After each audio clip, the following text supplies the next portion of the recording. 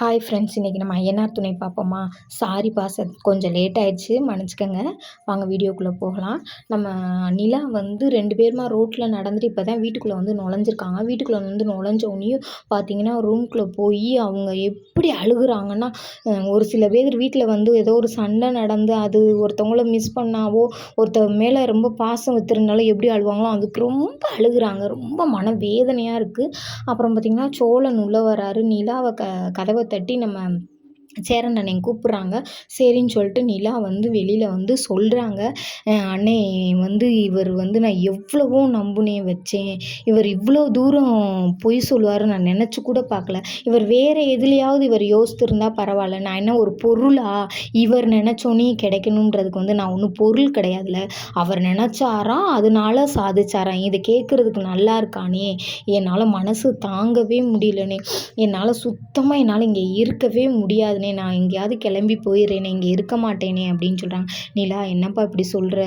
நான் அவனை சத்தம் போடுறேன்ப்பா, நீ இருப்பா அப்படின்னு சொல்கிறாங்க. சொன்னோன்னையும் பார்த்தீங்கன்னா, நிலா, ஏனே உங்கள் வீட்டு பிள்ளைக்கு ஏதாவது ஒரு விஷயம் நடந்திருந்தா, இந்த மாதிரி நடந்திருந்தா, ஒருத்தன் இவ்வளோ செஞ்சு இவ்வளோ கஷ்டப்படுத்தியிருந்தா, நீங்கள் உங்கள் பிள்ளையாக இருந்தால் நீ இரு, வாழு, பாவம், அட்ஜஸ்ட் பண்ணிப்போன்னு சொல்லுவீங்களானே? சொல்லுவீங்களா சொல்ல மாட்டீங்களா சொல்லுங்கண்ணே. இப்போ நான் எந்த மூஞ்சியை வச்சுக்கிட்டு நான் சோழன் கூட இருக்க முடியும்? ஆனால் அதுக்காண்டி நீங்கள் எல்லாமே எனக்கு வந்து வேண்டாதவங்களோ வெறுப்பானவங்களோ கிடையாதுனே.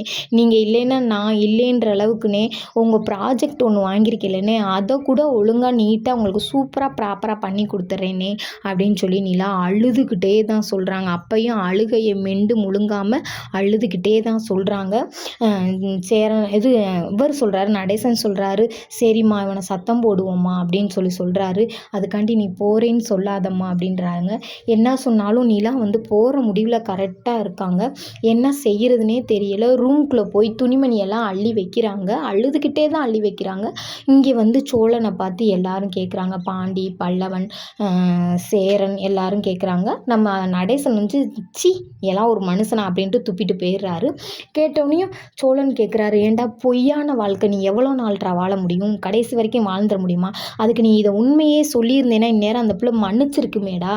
நீ ஏண்டா இவ்வளோ நாள் மறைச்சிட்டு சரி பரவாயில்ல இதுவும் பரவாயில்லன்னு சொல்லி இன்னமும் அந்த பொய்யை மறைச்சே வாழணும்னு நினைக்கிறேன். அது உன் மேலே தப்பு இல்லையாடா? இல்லைண்ணே, இப்படி ஒரு ஒய்ஃப் எனக்கு கிடைக்கும் நான் நினச்சி கூட பார்க்கல.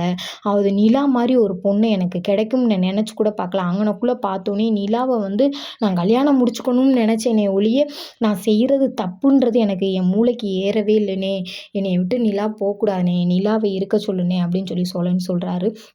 பல்லவன் சொல்கிறாப்புல, நீ இப்போ செஞ்சது வந்து உனக்கு சரியா படலானே, அவங்களுக்கு அது தப்பாக தோணாதாடா அண்ணே அப்படின்றேன். பல்லவன், இங்கேறா தேவையில்லாமல் பேசாதரா, அவன் வேலையை படுறா அப்படின்னு சொல்லி பல்லவன் அதட்டுறாரு.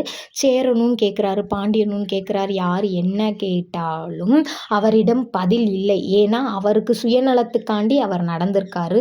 அதனால பதில் இல்லை. நிலா வந்து கிளம்பி ரெடியாக வந்து நின்றுட்டாங்க. ஆனால் என்னன்னு தெரில, பல்லவன் மட்டும் கூடயே போகிறாரு.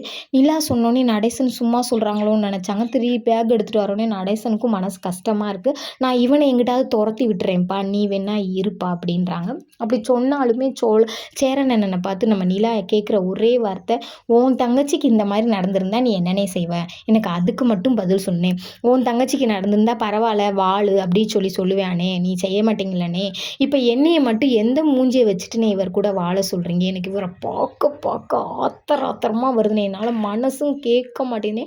நான் எப்பயுமே எந்த இடத்துக்கு போனாலும் உங்களை யாரையுமே மறக்க மாட்டேன். மறந்துட்டு என்னால் ஒரு நிமிஷம் கூட இருக்க முடியாதுனே அப்படின்னு சொல்லி நிலா சொல்லிட்டு வீட்டை விட்டு கிளம்புறாங்க. இன்னுமே வீட்டுக்குள்ளே தான் இருக்காங்க. வீட்டை விட்டு நாளைக்கு தான் கிளம்புவாங்கன்னு நினைக்கிறேன். சேனல் பிடிச்சிருந்தா சப்ஸ்கிரைப் பண்ணிக்கோங்க, ஒரு லைக் பண்ணிக்கோங்க.